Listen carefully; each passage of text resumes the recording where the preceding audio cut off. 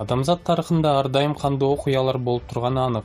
Жана ошондой эле чыган кыйроолорго жана адам курмандыктарына тарыхыбыз бир топ эсе бай келет. Ансыгарындай болуп өткөн окуялардын айрымдары өзүнүн эбегейсиз кырсыктарын өлчөмү менен алдаганча айырмаланып башка мисалдарга теңелгис.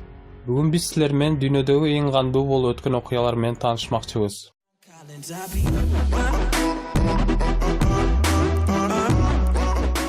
Атлантика аркылуу өтүүчү кул соодасы. Жалпы эсеп менен айтканда, каза болгон адамдардын саны 15 миллиондон ашат. Атлантикалык же трансатлантикалык кул сатып алуу соода иши 16-кылымда эле башталган. Өзүнүн өнүгүү даражасына эң бийик чокусуна 17-кылымдын ортосунда жеткен. Баары отуруп 19-кылымда акыры жоюлган. Бул соода ишине түрткү болгон себептердин бири Европа тургундарынын жаңы ком тиричилигине аралашуу максаты болгон эле. Ошондон улам америкалык жана европалык басып алуучулар өзүнүн жаңы жерлериндеги мейкин плантацияларды иштетүү максатында кулдардын күчүн колдоно башташкан. Ошол малдагы каза тапкан кулдардын саны боюнча ар кандай баа берүүлөр жүрөт. Бирок маалыматтар боюнча кеме аркылуу ташып келинген кулдарга зомбулук мамилесине байланыштуу божомол менен 10 кишинин ичинен 4-өө каза болгон эле. Юандагы согуштун аякташы жана Мин династиясына өтүү. Божомол менен 30 миллиондон ашык каза болгондор. Юан династиясы 1260-жылы Чыңгыз хандын небереси Кубулай хан тарабынан негизделген. Кытай тарыхында эң эле кыска убакыттагы династия катары белгилүү. Анын өкүлдөрү болгону 100 жыл аралыгында гана бийликте болушкан. 1368-жылы алардын бийлиги күтүүсүздөн кыйрап, накта башаламан башталат. Бири-бирине душман уурулар жер талашышып, тынбастан согуш жүргүзө башташат. Ошондон келип эл арасында ачкачылык да башталат. Акыры барып Мин династиясы бардыгын колго тутуп көзөмөлгө салат. Айрым тарыхчылардын айтуусунда Мин династиясынын башкаруу маалы адамзат тарыхындагы эң эле туруктуу жана иреттүү тартипке салган үлгүлүү доорлордун бири катары эсептелген. Лушань көтөрүлүшү. Каза тапкандардын саны орто эсеп менен 35 миллион. Божомол менен Юан династиясынын бийлигинен 500 жылдай мурун эртерээк Кытайды Тан династиясы башкарып келген. Кытайдын түндүк аймагында Лушань деген аскер генералы бийликти басып алып, өзүн падыша жарыялаган. Лушань көтөрүлүшү 755-жылдан тартып 863 жылга чейин созулуп, акыры Юан династиясы багынып, такты Тан падышачылыгы ээлейт. Илгери болуп өткөн согуштар дайыма кандуу келишкен эле. Бул көтөрүлүш дагы катары далил болгон. Миллиондогон адамдар өлүмгө учурап, Тан династиясы согуштан кийин ошол бойдон калыбына келе алган жок. Тайпиндер көтөрүлүшү. Адам өлүмүнүн эсеби 40 миллионго жакын. Ошол эле Кытайда 1000 жыл алдыга жылалы. Мында кытайлыктарга француздар жана англиялыктар бир аз колдоо көрсөтүшкөн. 1850-жылда Кытайдын башында Цин династиясы бийликте турган. Көтөрүлүштөн мурун далай убакка чейин бул династия көптөгөн көйгөйлөрдү жараткан эле.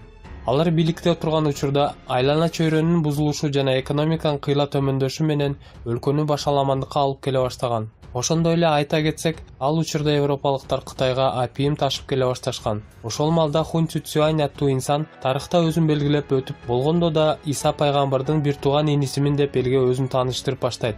Ал жалпы тең укуктуулук идеясын таратып, асман мелжиген мамлекетин түзгөн. Кытайча Тайпин Танго. Ошондуктан дыйкандар согушунун катышуучуларын тайпиндер деп аташкан. Тайпиндер көтөрүлүшү Америкадагы жарандык согуш маалында бир эле убакта өткөн болчу. Бирок аларга салыштырмалуу өтө эле кандуу болуп, көптөгөн өлүмдөргө учураган. Совет доорундагы кыргындар. Божомол менен жапа чеккендердин саны 49 миллионго жеткен. Бул кыска эле убакыттын ичинде абдан бир чоң мамлекеттин экономикалык жана социалдык тартибин өзгөртүү аракетинен келген кыйроо десек жаңылышпайбыз. 1917-жылдан 1953 жылга чейин Советтер Союзунун миллиондогон эли каза тапкан. Анын алдына революция, андан соң жарандык согуш, кийинкиси ачкачылык, сүргүнгө айдалуу, атууга кеткендер жана башка себептер таасир берген. Көбүнчө жапа чеккендердин ою боюнча, бул куугунтуктар жана көптөгөн айыпсыз өлүм жазалары Иосиф Сталин тарабынан аткарылган эле. Алар Сталинди өлкөнүн келечеги куруу багытында шектүү ыкмалардан баш тартпай, ырайымсыз жолдорго барып, өз бийлигин сактап калуу аракетин көргөн эле деп айыпташкан. Улуу Кытай ачкачылыгы.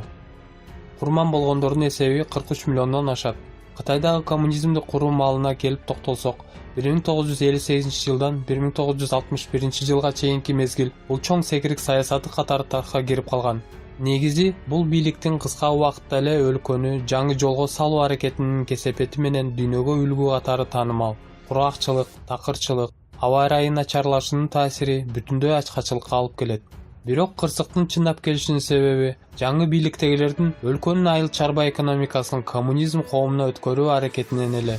Кытайлык дыйкандардын айтуусунда бул мезгил 3 шордуу жыл деп сүрөттөлүп келет. Ошентсе дагы бир нече 10 жылдыктардан кийин Кытай экономикасы дүйнөдөгү эң эле ири экономикалардын бири болуп чыгат. Бирок анын акысы канчалык кандуу экенин биз түшүнүп билебиз. Монголдор басуусу. Курман болгондордун саны божомол менен 60 миллионго чукул. Колунда көптөгөн адамдардын каны бар деп бирөө тууралуу айтсак, алгач эле болуп Чыңгызханды эстесек болот. Анын башчылыгы менен жана ошондой эле анын өлүмүнөн кийин дагы Чыңгызхан тукумдарынын биримдигинде монгол улусу дүйнө тааныбаган каганатка айланган. Өз күчүнүн эң эле туу чокусуна жеткен маалында монголдор бүтүндөй жер жүзүнүн 16% басып алган эле. Монгол аскери бүтүндөй Азия элин 200 жыл аралыгында тынымсыз кордукка салып, калкына бүтүндөй зомбулук көрсөтүп, кыйнап өлтүрүп келишкен эле. Бүтүндөй курман болгондордун жалпы эсеби мындан дагы көп болмоктур. Эгерде монголдор батыш тарапты көздөй Европага кол салганда. Ошентсе деле канчалык өлүмдөргө көз салбасак, монголдордун башкаруу маалында жакшы жактары да болуптур. Алар элдин ар кандай дин көз караштарын түшүнүү менен мамиле жасашкан эле. Ошондой эле кедейлер үчүн атайын салык төлөмү азайтылган эле. Биринчи дүйнөлүк согуш. Чындап айтканда, мындан мурунку согуштар деле кеңири деп эсептелсе дагы, бул согуш аларга салыштырмалуу чындап эле глобалдуу болгон десек болот. Бул кеңири согуштун себептери ар кандай жана бир топ эле татаал болгон. Бирок эске сала кетсек, 1914-жылы Европанын кээ бир өлкөлөрүнө жер жетишпегендик түйшүгү пайда болгон.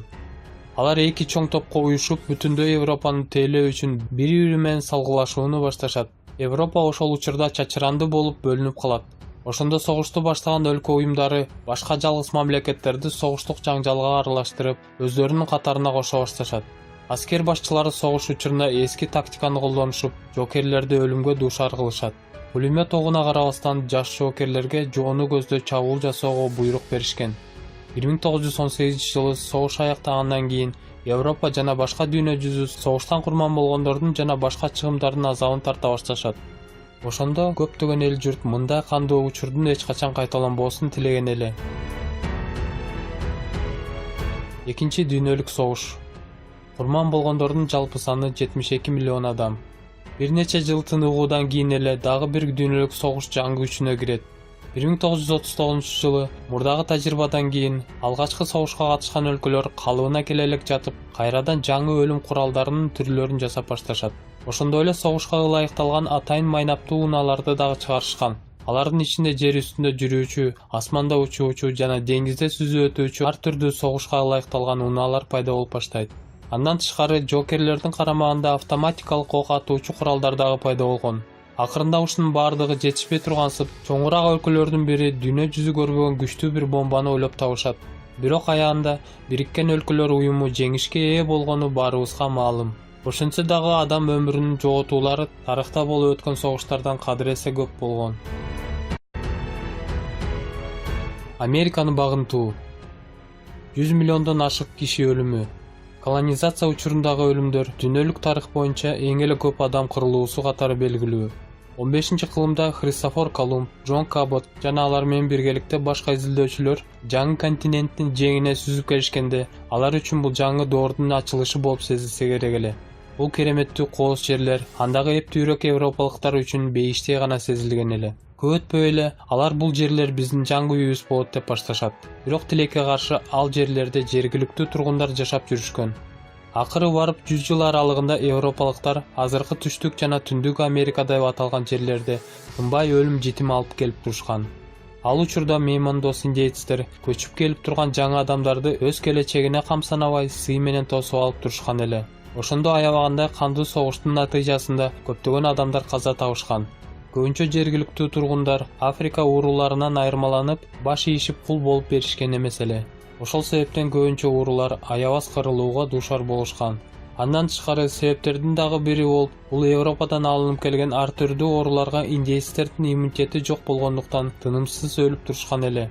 Адистердин баамдоосу боюнча, Америка жергиликтүү тургундардын жалпысынан 80% европалыктардын айынан каза табышкан.